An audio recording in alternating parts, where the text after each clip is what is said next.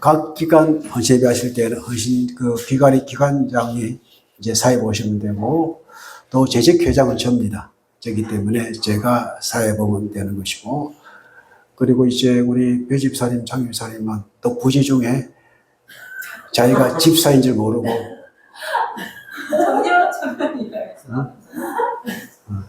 나오셔서 해야 됩니다.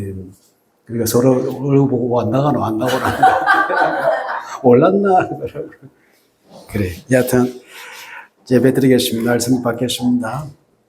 오늘 부지주의가 많네요. 자, 들어가면서 한번 보겠습니다. 우리 민수기 16장은 놀라운 사건이 기록되어 있고, 참혹한 일들이 발생하고 있습니다. 그런데 사람은 그에 불구하고 깨닫지 못하는구나라는 것을 보게 하는데, 자, 고라와 다단과 아벨의 반역의 결과는 지난주에 우리가 받았습니다. 같이 읽어볼까요? 땅이 그 입을 열어 그들과 그들의 집과 고라에게 속한 모든 사람과 그들의 재물을 삼키매 그들과 그들의 모든 재물이 산채로 소울에 빠지며 땅이 그 위에 덮이니 그들의 회중 가운데에서 망하니라. 그 주위에 있던 온 이스라엘이 그들의 부르짖음을 듣고 도망하여 이르되 땅이 우리도 삼킬까 두렵다 하였고 여호와께로부터 불이 나와서 분장하는 250명을 불살랐더라. 하나님의 심판이었습니다. 보았습니다. 바로 목전에서 보았습니다. 그런데 이스라엘 사람들은요, 하나님의 심판을 보고도 깨닫지 못하고 있습니다. 그러므로 자신들의 죄를 회개하지 않고 있습니다. 깨닫지 못하니 회개할 생각을 하지 못한다는 말씀입니다. 오히려 모세와 아론을 원망합니다. 인간의 완악함의 결과입니다. 죽음이라는 그림자가 덮친 그 환경까지 스스로 만들어가고 있습니다. 그 결과 전염병, 연병이 그들을 덮치게 되는 것입니다. 사실 많은 사람을 한꺼번에 죽이는 방법이 전염병입니다. 독일의 아우슈비츠 보면은 한 방에 몰아가지고 가스 뿌리잖아요. 그래야 그렇게 몰살시키듯이. 오늘 본문의 제목은요, 하나님의 거룩함은 과연 나타날 것이 너를 누가 막을 수 있는가? 막을 수 있는 사람이 있는데 중보자가 있을 때 그것이 막을 수가 있다, 멈출 수 있다라는 그런 말씀의 주제입니다. 그래서 산자와 죽은 자 사이에 서는 사람이 과연 누구여야 하는가라는 것들을 한번 생각해 보도록 합니다. 자, 지난주에 한번 좀 세밀하게 한번 묘사해 봤습니다. 다다 가문이 있고 고라 가문이 있고 아비람 가문이 있습니다. 이런 것을 직접 보았습니다. 산채로 소원에 빠지는 모습. 250명이 불태워 죽는 사건을 보았습니다. 그런데도 불구하고 그들은 깨닫지 못하고 있습니다. 왜 그럴까요? 원망에 사로잡혀 있었기 때문입니다. 자, 41절 말씀 다시 돌아보면은 이튿날 이스라엘 자손 온 회중이 모세와 아론을 원망하여 이르되 너희가 여호와의 백성을 죽였도다. 누가 죽였습니까? 하나님께서 하신 일들이잖아요. 그런데 너희들이 그랬다라고 말을 합니다. 이튿날, 이게 마라트, 여기가 단어인데, 내일, 어쨌든 내일이라는 것이고, 다음날. 자, 그 사건을 본 지 그 다음날, 깨닫지는 못하고, 모세와 아론에게 와서 한다는 말이, 너희들이 여호와의 백성을 죽였다라고 원망하는 것입니다. 자, 백성들이 모세와 아론을 원망했다고 기록합니다. 이 룰이라는 단어는 몇 번 설명해 드렸습니다. 단순한 불평이 아닙니다. 항상 그들은 불평에 머물러 있다는 것입니다. 그들은 과거의 은혜를 잊고 부정적인 상황 속에 스스로를 가두어 놓고 있습니다. 원망은 하나님과의 단절을 의미하고 공동체를 죽음으로 몰아넣는 치명적인 죄가 됩니다. 독과 같습니다. 자, 너희가 죽였도다. 이것은 무트라는 단어에서 온 것인데, 백성들 아직도 급작스럽게 죽은 고라 일당과 자신의 죄악을 깨닫지 못하고 그것을 너희가 죽였다. 자, 여러분, 고라는 제사장직이 탐나서 방길리트 걸었잖아요. 그리고 이제 그 고라와 다다는요, 지휘권 있잖아요. 정치권, 이것 때문에 와서 이제 못을 대겠던 것입니다. 한마디로 종교 정치가 연합한 하나의 형태가 되는데, 단순한 정체적인 분쟁으로 부각시켜 놓고, 정치의 특징이 뭐죠? 적을 만들잖아요. 에너미라고 하는데. 적을 만들어가 내 편을 많이 모아서 상대방을 이제 같이 하는 것이 아니라 죽여야만 되는, 그것이 정치의 이제 성격이고 또 정치의 가장 불행한 면이라고 생각이 되어집니다. 그래서 이 죽은 자들의 생명에 대해서 모세 아론, 너희가 책임지라라고 그렇게 말했던 것입니다. 자, 룰이 가진 의미를 다시 한번 설명해 드립니다. 단순한 불평이 아니라 더 나아가서 누구를 대적합니까? 하나님을 대적하는 행위가 되는 것입니다. 자, 분명히 우리 지난주에 말씀을 받을 때 모세가 하나님께 모세를 보내셨는데 이 일이 내 입으로 하는 것이 아니다라고 분명히 말했습니다. 그 말씀을 같이 읽어보자. 모세가 이르되 여호와께서 나를 보내사 이 모든 일을 행하게 하시는 것이요 나의 입으로 함이 아닌 줄을 이 일로 말미암아 알리라. 곧 이 사람들의 죽음은 모든 사람과 같고 그들이 당하는 벌이 모든 사람과 당하는 벌이 같으면 여호와께서 나를 보내심이 아니거니와 만일 여호와께서 새 일을 행하사 땅의 입을 열어 이 사람들과 그들의 모든 소유물을 삼켜 산채로 서울에 빠지게 하시면 이 사람들은 과연 여호와를 멸시할 것인 줄을 너희가 알리라. 이들의 죽음은 누가 하신 일들입니까? 하나님께서 하신 일들이고 단지 하나님의 일을 위해서 누구를 보냈습니까? 모세를 보낸 것입니다. 결국 원망은요, 알면서도 고의적으로 모르는 채 하면서 하나님을 대적하는 어떤 죄에 속합니까? 고의적인 범죄, 즉 고범죄에 해당합니다. 이스라엘 백성은 단순히 모세를 멸하는 것이 아니라 하나님께 세우신 이 권위, 계속해서 이 권위의 문제를 다루겠는데 권위를 거부하며 원망한 것입니다. 원망의 찌꺼기가 남아있고 인이 박혀 있으면 심판을 보고서도 회개하지 않습니다. 오히려 그 심판을 통해서 원망이 더욱더 깊어집니다. 원망은 상황이 아니라 마음에서 시작됩니다. 자, 내 마음에 원망이 있는 사람은 어떤 상황을 보도 항상 뭘 할까요? 원망합니다. 남아있기 때문에. 똑같은 상황을 보고서도 항상 좋은 사람은 좋게 보려고 하는데 원망이 가득한 사람은 어떤 상황 가운데도 원망하게 바쁜 것입니다. 그 외에 다른 방법을 찾지 못하기 때문입니다. 왜? 일이 박혀있기 때문에. 그러므로 감사는 언어를 기억하지만 원망은 언어를 잊어버릴 때 이 일들이 발생합니다. 이스라엘 백성들이 언어를 잊어버리니까 원망을 했듯이 말입니다.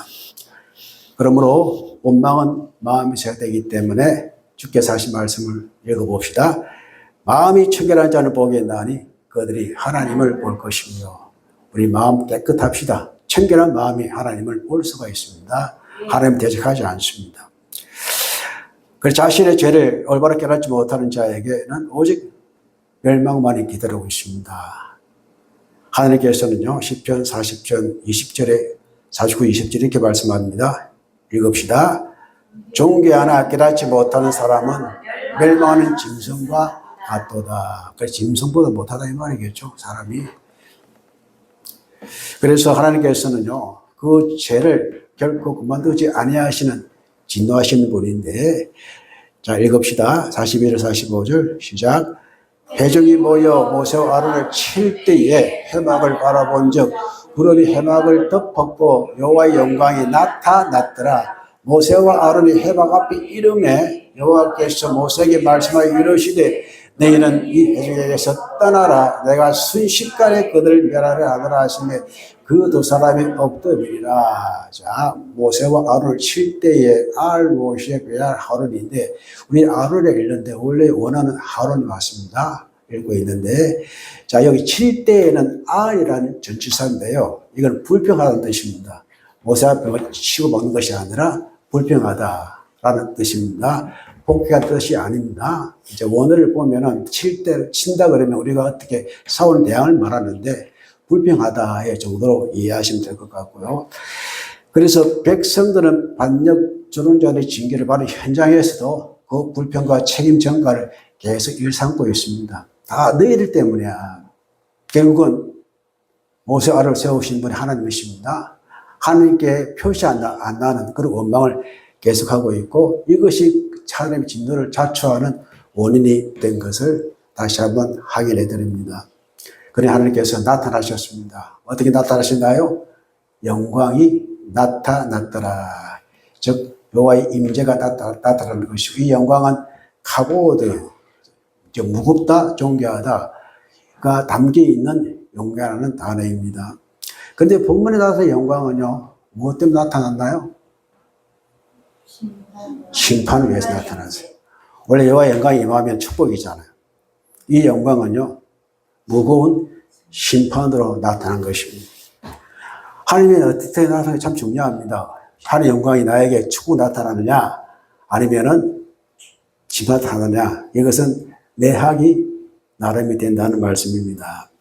그래서 순식간에 라는 말씀이 있잖아요. 순식간에 이것은 캐라가 눈을 깜빡이다라는 뜻인데 원래 욥기서에 보면 이런 말씀이 있습니다. 악인이 이긴다는 자랑도 잠시요 경건하지 못한 자의 즐거움도 잠깐이다. 이게 레가라는 단어입니다. 눈 깜짝할 새 혼혈이 이 뜻이거든요. 그래서 하나님께서 이스라엘 백성을요 한 번에 어떻게 하시겠다? 멸망시키겠다라고 말씀을 하신 것입니다. 그래서 이것은 이 뒤에 이어질 하나님의 진노가 연병 심판이 곧 임할 것이다. 이것은 사람이 한 것이 아니라 하나님 자신이 친히 하시는 것이라는 것을 순식간에 이렇게 할 것이라고 말씀을 하셨습니다. 그때 모세 아론이 어떻게 했나요? 엎드렸습니다. 나팔, 이것은 늘 해왔던 그들의 모습입니다. 어떤 모습입니까? 기도하는 모습입니다. 자, 항상 하나님 말씀하실 때 위가 닥쳤을 때에 모세 아론 엎드렸잖아요. 무서워서 엎드린 것이 아니라 기도하기 위해서 엎드린 것입니다. 사실 모세는 하나님 앞에서 실로 염치 없게도 그 배역한 백성을 위하여 거듭거듭 준비해 왔잖아요. 염치 없을 정도로 화가 나지만은 그래도 그렇게 기도해 왔습니다. 그러나 계속되는 백성의 범죄에 대해 이제는 모세는 더 이상 정부 기도의 명분을 찾기 힘들 정도입니다. 더 이상 내가 하나님 기도할 명분을 찾지 못하겠습니다. 그런 마음에도 불구하고 모세는 기도로 나가고 있습니다. 우리 이렇게 합시다. 염치 없어서 기도해야 돼요. 야, 우리 100번, 골백번 죽어도, 야, 진짜 인간 되지 아니할 것. 이렇게 하는 것보다, 그래 불구하고 기도해야 되는. 그게 우리가 받은 사명이라고 생각이 되지 않으신가요? 그래서 이렇게 말합니다. 기도하고 나서, 엎드리고 나서 모세가 명합니다. 제 중보자는 사명에 달린다는 말씀인데요. 자, 읽어봅시다.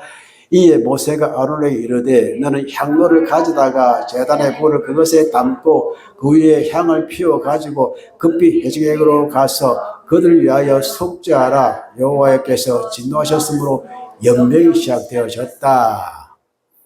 아론이 모세의 명령을 따라 향로를 가지고 해적에게로 달려간즉 백성 중에 연명이 시작되었는지라. 이에 백성을 위하여 어떻게 하고 속죄하고 죽은 자와 산 자 사이에 섰을 때에 연병이 그쳤다. 여러분, 우리는 알아야 됩니다. 중보자는 알아야 됩니다. 연병이 자주 시작할 때에 무엇을 해야 하는지. 나라 위기에 빠졌습니까? 뭘 해야 될까요? 향을 두고 나가야 됩니다. 이 우리의 자세입니다. 염치 없는 그런 삶에도 불구하고 기도해야 되는 것이고, 정말로 창피한 가운데 우리는 기도해야 되는 것이고. 자, 그러므로 모세는 알아차렸습니다. 주님께서 무엇을 원하시는지. 이게 영적으로 밝음을 이야기합니다. 그리고 무엇을 원하시는지. 그리고 지금 가장 필요한 것은 제사장이 필요합니다. 제사장은 중보자입니다. 백성과 누구 편에? 하나님 사이에 있는 사람들입니다. 그래서 제사장이 할 일은 향불을 피워가지고 달려가서 어떻게 해라? 속죄하라라고 명령합니다. 향로를 가져다가 제단 불에 그것을 담고 그 위에 향을 피워가지고, 향로는 마흔답니다. 향을 담는 그릇인데 성경에서 이것을 뭐를 상징하죠? 기도를 상징합니다. 그래서 속죄하라, 카파르, 덥다 가리다 화해시키다. 이것이 향로를 들고 간 목적이 되는 것입니다. 죄를 없애는 것이 아니라 죄를 덮어서 하나님의 심판을 그치게 하는, 멈추게 하는 유일한 수단이요 방법이 되었던 것입니다. 하나님의 진노로 인하여 백성이 시작되었기 때문에 이미 나중에 보니까 많이 죽었잖아요. 더 죽지 않기 위해서 해야 될 일들이 향로를 가지고 하나님과 산자와 죽은 사이에 서는 그 외에는 없었던 것입니다. 진노의 그 원어를 보면요, 쾌체판데 격렬한 분노, 타오르는 진노를 말합니다. 하나님 화가 엄청나셨다는 겁니다. 그래서 이거는 감정의 폭발이 아니라 거룩한 공의 표현입니다. 하나님 죄를 미워하십니다. 죄에 대해서는 가장 극도로 분노하시는 분이 하나님이 되십니다. 그 진노는요, 연병, 네케프, 즉 타격, 재앙, 역병입니다. 사람을 가장 많이 죽게 하는 것이 무엇이죠? 연병입니다. 전염병입니다. 아시다시피 우리 종교 암흑 시대 때에 석사병 아시죠? 유럽 인구의 3분의 2 죽었다는 말이 있지 않습니까? 그게 연병입니다. 자, 그럼 여기에서 우리가 받는 교훈은 4가지가 있습니다. 죄는 반드시 심판받습니다. 왜요? 하나님은 거룩하신 분이요, 공의가 분명히 나타나기 때문입니다. 공의 뜻이 무엇입니까? 미시파테입니다. 재판입니다. 또 하나님은 사랑이시지만 동시에 거룩하신 분이시기 때문입니다. 하나님은 결코 죄를 가볍게 여기지 아니하십니다. 그렇다면 하나님께서 죄를 가볍게 여기지 않으신다. 우리도 죄를 가볍게 여겨서는 안 됩니다. 그래야 우리가 하나님의 거룩에 따라 사는 하나님의 자녀이기 때문입니다. 그래서 중보자 아마드, 자, 산자와 죽은 자 사이에 서는 용기, 이 섰다는 표현이 아마드입니다. 아론이 향로를 들고 죽은 자와 산자 사이에 섰으니 바야 아모르 벤 함메팀 우벤 하임 뜻인데, 이게 바야 그리고 말했다, 아모드, 이게 아마드, 섰다, 벤 함메팀, 벤이 사이거든요. 그러니까 함 죽은 자들, 그리고 우벤, 그리고 하임, 살아있는 자 사이에 누가 섰다고요? 아론이 섰는데 뭘 들고? 향에 불을 피워서 섰다 이겠습니다. 섰다는 단순히 듣는 것이 아니라 직무를 수행하기 위해서 굳건히 버티고 있는 모습들입니다. 교회는 단단히 서야 됩니다. 흔들리지 말아야 됩니다. 주의 자녀들은요, 산자와 죽은 사이에 서 있는 사람, 그것이 우리의 사명인 줄로 믿습니다. 아론은 자신이 원망하는 그들을 위해서 죽음의 현장 한복판에서 자신의 생명을 걸고 담대히 나아가고 서 있습니다. 참 멋진 표현이지 않습니까? 아론이 그토록 자기를 죽이려고 했던 그 사람을 위해서, 그 사람들이 죽는 것을 막기 위해서 산자와 죽은 자 사이에 서 있는 것입니다. 자, 거린이 거쳤습니다. 야차레입니다. 죽음을 방해했다, 그 죽음을 감금시켰다, 그만두게 했다, 삼가게 했다. 하나님의 진노가 그 향기 아래에서 멈춥니다. 그 향기는 뭐라고 말씀드렸죠? 여러분의 기도입니다. 중보자의 기도는 하나님의 공의로운 진노를 듣고 생명을 살리는 구원의 장막이 되는 줄로 믿습니다. 자, 그래서 산자와 중자에서 이 장면을 구하기에서 최고의 중보의 장면이라고 합니다. 산자와 중자 사이에 누가 서 있습니까? 아론이 딱 서 있습니다. 이건 이제 AI가 그린 그림이기 때문에 십자가 표현되어 있잖아요. 그 당시 십자가 없었는데 이런 표현, 교회가 이런 삶을 감당해야 되겠다는 표현이었고, 즉 아론은 죽은 자 편에서 산자 편에서 서지 않았고 누구와 누구 사이에? 하나님의 심판과 백성 사이에 섰다. 오늘 살아가는 예수님의 보혈로 완전한 속죄를 받은 우리가, 그 교회가 받은 사명이라고 생각합니다. 그래서 이것은 장차 오실 예수 그리스도를 예표합니다. 예수님은 십자가 위에서 거룩하신 하나님과 죄인 사이에 서셨습니다. 교회는 세상을 정죄하는 공동체가 아닙니다. 오히려 세상을 위해서 기도하는 공동체가 우리가 교회입니다. 중보기도는 하나님의 심판을 만난 거룩한 사명입니다. 그것이 제 직원들과 제가 해야 될, 내가 받은 사명이라고 생각이 되었습니다. 그럼 우리 순종은 재앙을 멈추었습니다. 자, 읽어봅니다. 고라의 일로 외로 연병을 죽은 자가 14,700명이었더라. 연병이 그침에 아론이 해망문 노세계로 돌아오니라. 자, 중보자의 순종이 어떻게 했나요? 심판을 멈췄습니다. 몇 명을 죽었나요? 14,700명. 그 외에는 어떻게 해요? 다 살았습니다. 심판은 결국 나타나게 되잖아요. 그러나 빨리 가서, 그것도 빨리 가서 하기 나름이지, 더 너희들 했더라면 더 많은 사람이 죽고 난 후에야 멈추는 일이 생기지 않았습니까? 그렇기 때문에 여러분, 많이 지옥 가기 전에 기도 향표를 들고 나아갑시다. 그게 우리가 받은 사명입니다. 하나님 이렇게 말씀하셨습니다. 요한복음 3장 16절 같이 읽어봅니다.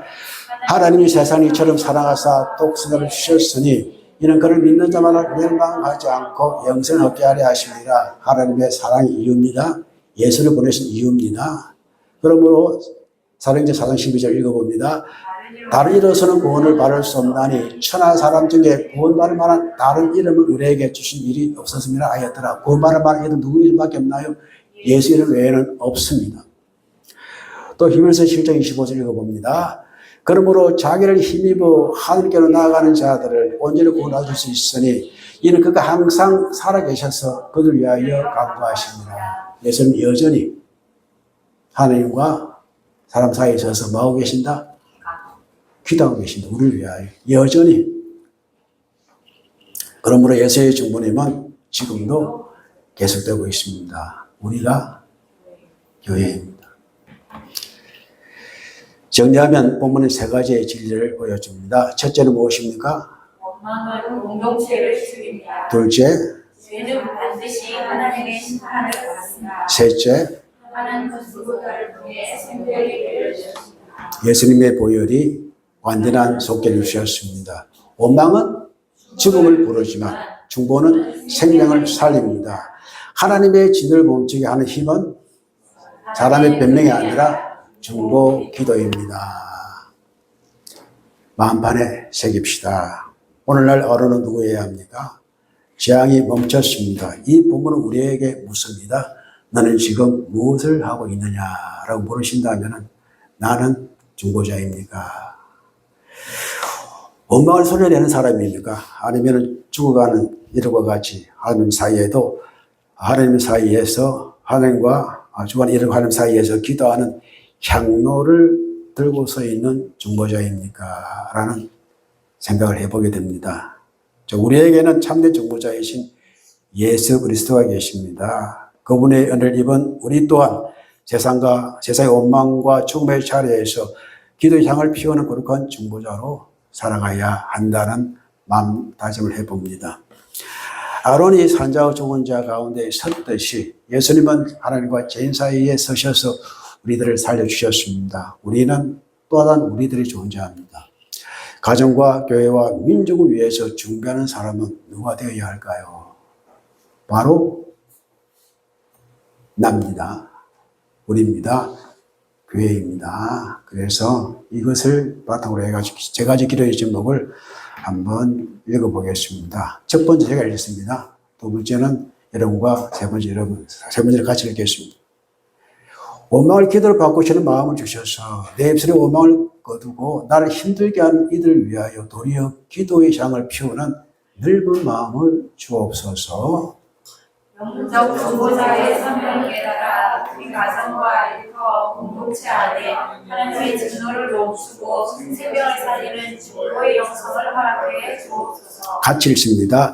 예수 그리스도의 은혜를 의지하며 우리 행위가 아닌 우리를 위해 죽음과 생명 사이에 서신 예수 그리스도의 보혈의 능력을 의지하여 하나님께 나아가는 믿음을 주옵소서. 다 같이 동성으로 하나님을 만나겠습니다.